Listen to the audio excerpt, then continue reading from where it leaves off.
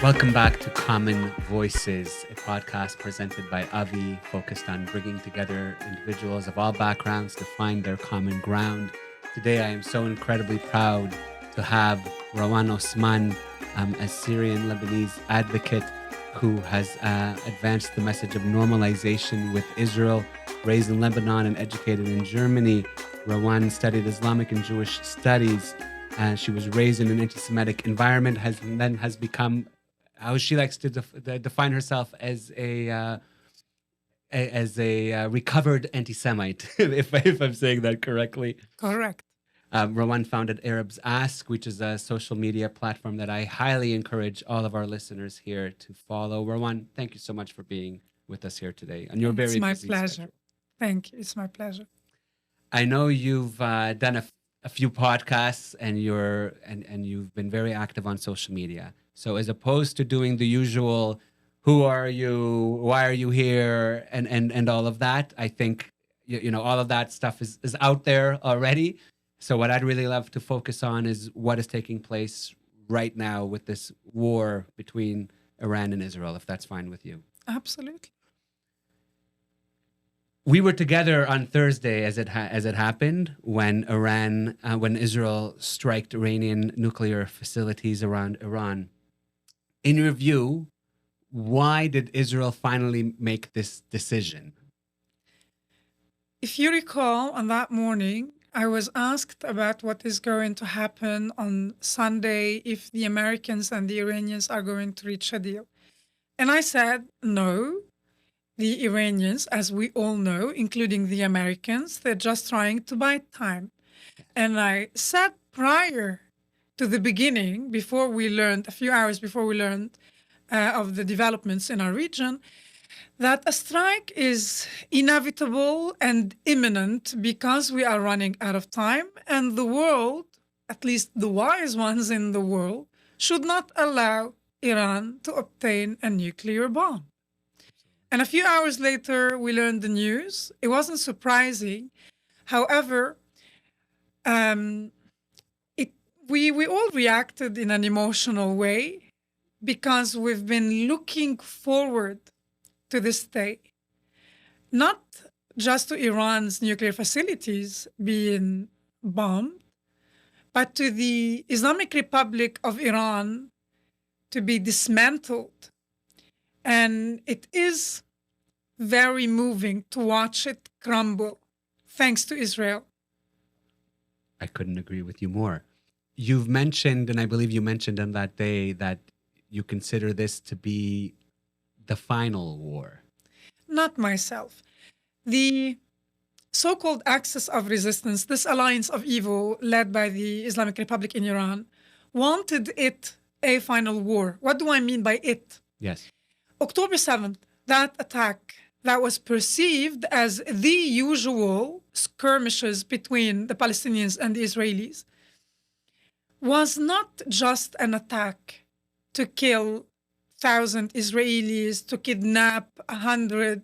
It was not meant to inflict a little pain on Israel. It was the beginning, or it was meant as the beginning of the end of the Zionist entity in our region. Unfortunately for them, for the axis of resistance, they miscalculated. They still do not understand Israel, the people of Israel, and the God of Israel. They don't understand the perseverance that led the Jewish people to build a Jewish state. They underestimated the wrath of Israel, and now the day of reckoning has come. Hamas were just the tool, and they started a domino effect that was intended to drain Israel as a country, to drain the Israeli economy, and to weaken the resolve of the Israeli people. Yeah. Surprisingly, in a plot twist, because the evil minds who plotted against Israel for decades now miscalculated, as I said. It was the beginning of their end. And I was certain, without a doubt, this October 7th was the end of the so-called axis of resistance. And we are seeing the developments unfold. And we will soon, God willing, see a regime change in Iran because God the willing. Iranian people deserve much better. Inshallah, Bezrat Hashem, God willing. We definitely have seen quite a few developments.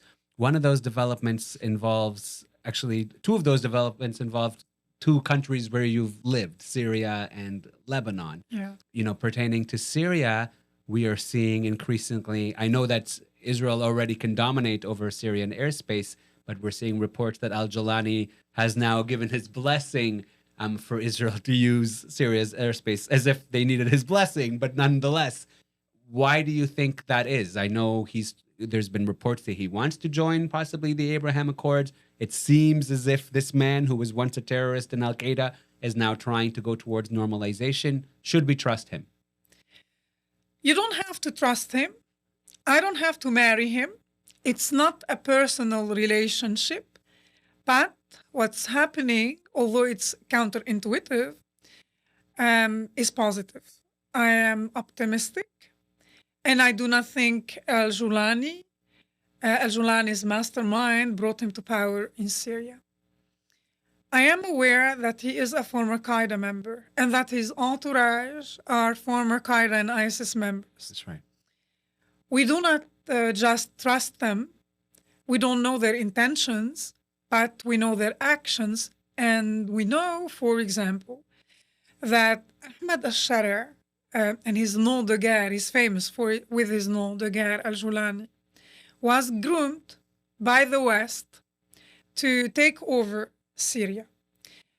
He is watched closely, as it should be. However, he signaled repeatedly and lately explicitly that he is not opposed to peace with Israel. And he met President Trump in Saudi Arabia. And the world condemned Trump for shaking the hand of a former terrorist because we don't know if he changed his heart. However, everything happening, including the meeting between Trump and al-Julani, was positive and taking us or directing our region in a different direction. There is a new political vision that was brewing in the past 2 decades, let's say. Although it seems as if the axis of resistance, this alliance led by the Islamic Republic, was the most powerful, they are the loudest, the most damaging indeed. Mm-hmm. However, especially after we've seen the historic signing of the Abraham Accords, we should have understood that a stronger alliance was in the making. And today, we do have that political vision, and we have functioning, successful models on the ground. Look at the UAE. Could we have imagined 10 years ago that an Israeli wearing a kippah would feel safer in Abu Dhabi and in Dubai than he would in in Paris or in London? Yeah. But this is the new reality. And I think what's happening in Syria belongs to that alliance formation with a new political vision.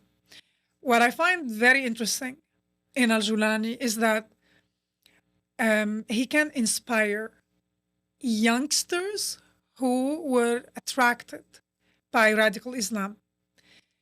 It seems as if Ahmed Sharia killed al-Julani, his former personality, and that would entice men who went astray to find their way back to normalization, find the righteous path, to use some theologic language or terminology. We know that Syria has been suffering and in limbo since 2011. Now they have a chance to rebuild the country, and the new leadership is focused on that, they say. Of course, the Israelis did not need al-Julani's permission. That's why Israel destroyed the military infrastructure in Syria. They're optimistic, but they cannot take risks. But he could have protested. He could have demanded that the world condemns Israel. No, he did not.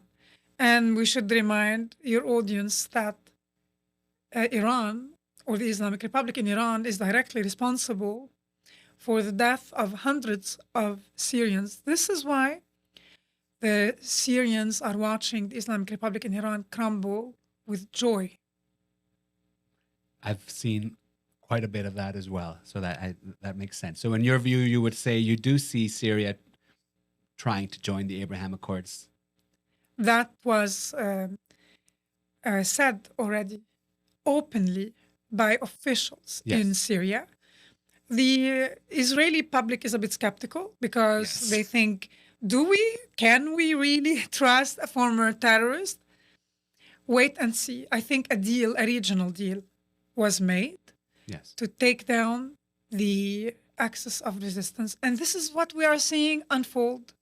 So let's stay optimistic and route for Israel, who, according to the German Chancellor Friedrich Merz, is doing us a favor, the world a favor, because Israel is doing the world's dirty work, as he put it in the G7 summit. Very well said. Very well said. And as it pertains to one of your other home countries, Lebanon, I feel immediately after, or maybe within 24 to 48 hours after Israel launched this preemptive strike against Iran, we heard reports that Lebanon had told Hezbollah not to get involved, not to interfere. Whereas after October 7th, it took them not even a couple of hours to get involved. Why the shift? Is it that they're weakened, which we know that they are, or is it that they've also finally gotten the message? The Lebanese got the message. Hezbollah, never. They will not disarm voluntarily. And as I said in Geneva at the Human Rights Council at the UN, I don't understand why the Lebanese are discussing Hezbollah's role. Ban the party. They cause so much damage, it should be outlawed. Absolutely. So today, it's not that the Lebanese government managed to finally change Hezbollah's mind. It is the IDF. It is the Israeli Air Force that changed Hezbollah's attitude. If they could, oh, we know they would have helped. But if they dare help, if they dare lift their heads, that would be their end, which wouldn't be a bad thing, to be honest. If they are so desperate to rescue Khamenei, they should try. And the entire region, look, Hezbollah helped Al-Assad regime stay in power. People are so sick and fed up with Hezbollah. Also in Lebanon, which was once a beautiful and vibrant economy. It's such a beautiful country. Yes. And Hezbollah brought hell upon them. And they are ready, I can tell you, in Lebanon. They're so ready to take their country back. It's a matter of time. Bezat Hashem. Bezat Hashem. You mentioned Khomeini and... Khamenei, the one alive. Khomeini departed, thank God, a while ago. Sorry, Khomeini. You know, we're seeing Crown Prince Reza Pahlavi being very vocal, right? And even recently, you know, one of my colleagues said he acts like he owns the place, but I feel also that he feels he does own the place. He has been urging police, security, you know, first responders, whoever it is, to abandon the regime, right, and to stand with the people. How likely is it that any of that is going to happen, in your view? Are we witnessing the next revolution in Iran right now to bring back a free, democratic, and prosperous country for the people? Definitely. I think it is obvious that many Iranians are not supportive of the regime. Of course, there are those who were part of this system, and they will hesitate before they abandon their tasks, their roles. Of course. But it is clear to the world that it's a matter of time before the Islamic Republic crumbles. And the Iranian people, they have a large score to settle with the Islamic Republic of Iran. I don't know about Pahlavi, the entitlement, if he has a crowd big enough to replace the current regime in Iran. And I'm not Iranian, that is up to the Iranian people. Of course. But he does have followers and sympathizers, and perhaps his calls will influence people on the ground or will inspire them, will encourage them to drop their weapons or at least to use their weapons against the evil ones, not against their people. So if they stop, as they should stop, following the orders of the regime, join the people, seize power, overthrow Khamenei. Luckily, he's still alive to see that. Today, Ahmadinejad, a Holocaust denier, one of the biggest Jew haters on this planet, was assassinated in Iran by masked men together with his wife and his children. When we say children, they're not underage. Ahmadinejad was the president of Iran, and it would not surprise me that this was not done by the Mossad or a foreign intelligence body, but by Iranians settling scores. Wow. And so I've only heard reports of that and rumors. That's been confirmed. This is, I did not see it with my own eyes, but this is the rumor today. Wow. What happens? So we can tell what's hopefully going to happen next for Iran and for the people of Iran.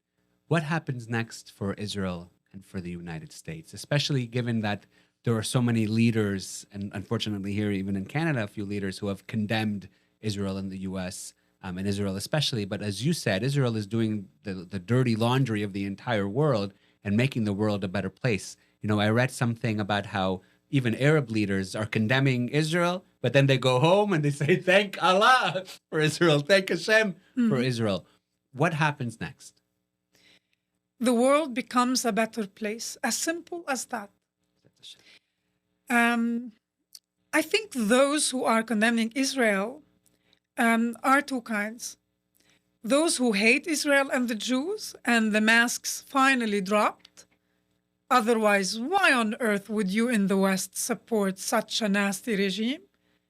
Absolutely. And you don't have to condemn the Islamic Republic because you care about the Israelis, but you should care about the Iranian people. For you to let the Iranian people down and side with their abusers is perplexing, to put it mildly. There are those who are blinded by their hatred of the Jews, and there are the other kind who are afraid. If they are corrupt, they are afraid of the same fate of the Islamic Republic. And they see Israel in its might, and they think, together with the USA, maybe Israel will do the same to us. They realize that they are weak and that they thought the USA and Israel are weak, easy to erase. But now they are surprised. Israel was gathering intelligence. And when they told you, Odasov, till the end, there's Adasov, they're not backing down, not after you slaughtered 1,500 Israelis, not after what you've done to women and children. And I say this, and I have goosebumps as a woman, as a mother. I am so happy that nobody and nothing in this world could stop Israel, and that the day of reckoning has finally come. And wait, Daniel, and see. Wait until the back of the axis of resistance is finally completely broken. See how the people will rejoice in the Middle East. Watch them dance as the shackles will get broken, and watch the shame of all those decision makers who are wimps, who are cowards. This is why they are leaving Israel, that tiny speck of land. Face global jihadism, countries and mobsters, groups who suffer from hysterical hatred, and they let Israel and the few Jews around the world confront and counter this hatred alone with a few friends, thank God. And in a plot twist, watch how we will win. And they will understand that this might is not because Israel controls the world, controls the banks and the weather, but because they are righteous, because they are good in their hearts, because they would never sacrifice their children the way Hamas did, the way many Palestinians teach their children. The best thing you can become is a martyr. Shame on them. We have to get rid of this culture. These are not healthy societies, and they've caused so much damage in our region. They are not fit for governing. They do not deserve to have a country to govern. They are not safe for their own children. It's about time somebody sits them down and says, we have to stop romanticizing martyrdom, glorifying bloodshed. Enough is enough. Live and let live. Take care of your children, otherwise we will have to. Every single word. You want to talk about goosebumps? I have goosebumps right now. Okay. I think that's actually an incredible place to end it. And I hope that next time you're in Toronto, we can get you back and we'll have a lengthier conversation. But I really appreciate you being here. This was incredibly eye-opening, and I'm excited to see what lies ahead. Thank you, Daniel. Thank you. Thank you. I'll be back. Thank you. See you soon.